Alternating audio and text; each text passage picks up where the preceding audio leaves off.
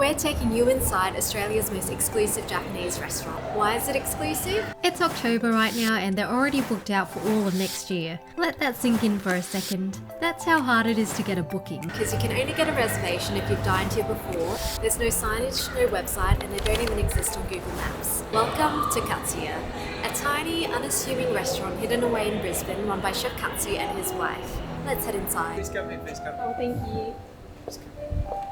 As you walk inside, you're greeted by a mixture of Japanese minimalism and a contemporary art museum. The restaurant is adorned with the chef's own personal collection of bear bricks. The first one is the paradise prawn. Salmon going on the top, dashi, and also bataga and lime zest.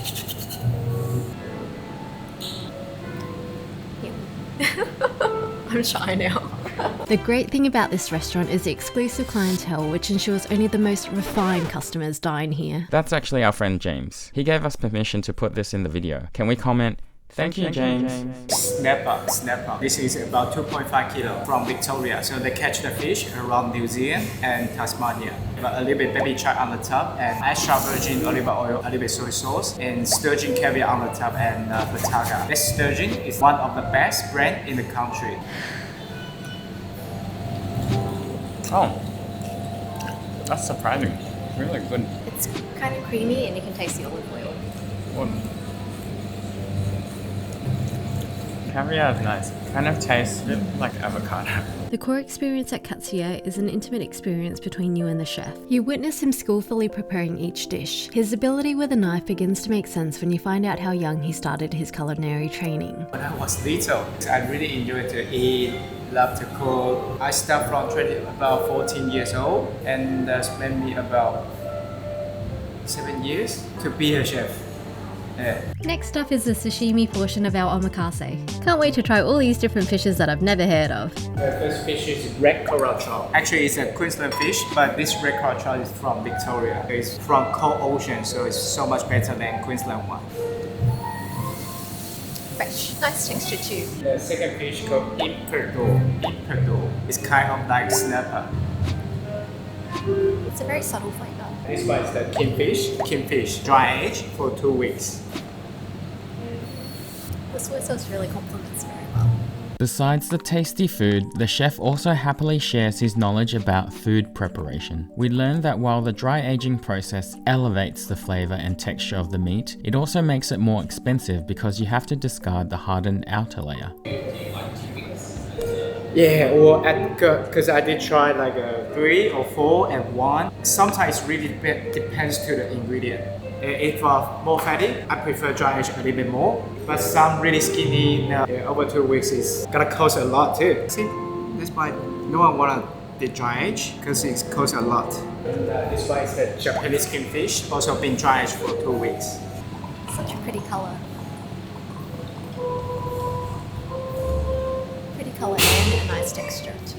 This is bluefin tuna, dry aged for 2 weeks. If you're not dry aged, it's gonna be really sour. Yeah, for local one, for local bluefin tuna. For the meat, you can below 10 degrees. For the fish, below 5. Make sure you have to below 5 because over 5, the bacteria will come back. Such a pretty colour. It's like red meat. For sashimi, tuna is always the best part, right?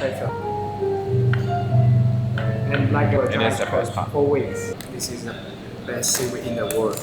Per pax, 10 sheep, $60. So each sheet is $6. That's crazy. What's the story behind the bear bricks? I love it. I tell you. I love it. It's my collection, of course. It's very nice. Yeah, I know. That's why I spent a lot of money for them. It's half of my collection. Yeah, I have another half. It's all brand new and unopened in the box. This sushi roll is one of our 2 favorites of the meal. Can't wait. So it's good because you get the texture of the seaweed, it's nice and crunchy. You get the vinegariness from the rice and then the creaminess from the tuna. Delicious. The flavours are so well balanced. I'll probably have food in my teeth. If you've enjoyed the video so far, consider subscribing. Ora Kind Salmon from New Zealand.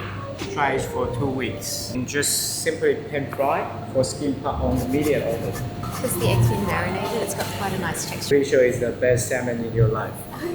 Yeah. Chef Katsu is very confident, but rightly so, because he certainly delivers.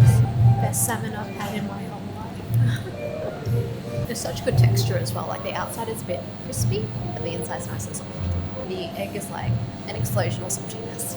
Delicious. We just received some disappointing news from the chef. He'll be reducing the opening days of the restaurant and making it even more exclusive. For the next year, reservation is like friend and family first. So second place, reference. Yeah, but nobody second place already like forgot. Yeah, because next year only 3 days. This might be our last time ever dining here. We're glad that we were lucky enough to experience this at least once. Chef Katsu prides himself in serving only the most high-end ingredients from Japan and Australia. Kagoshima Wagyu and Marble 11 plus guarantee. So I will be dry aged for 2 weeks. And this Wagyu have a birth certificate. It looks so fatty.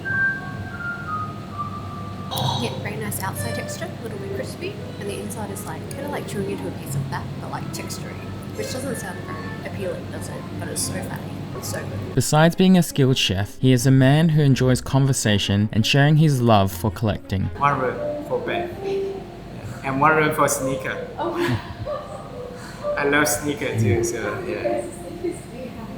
Maybe 400. Wow. Yeah, maybe. And this is just scratching the surface of his collection. I'm pretty sure I'm the one and only in the country have this one. So it's a cat and bird. He also has a very unique philosophy on serving his prized alcohol collection. It's not something you can ask for. I want to or I don't want to. It's not you ask and I will. No, I pick the customer. This is Imperador Soup.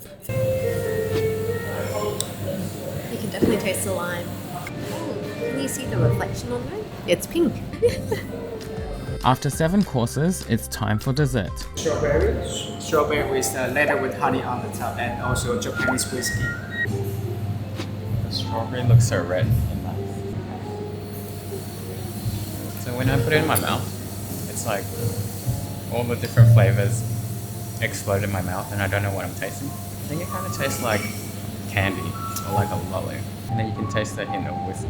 How did we manage to get a booking? It was just extreme luck, to be honest. We managed to sneak in a booking just before the restaurant closed itself to new customers. Watch our next video here, when we go back to Japan. Or here. Okay.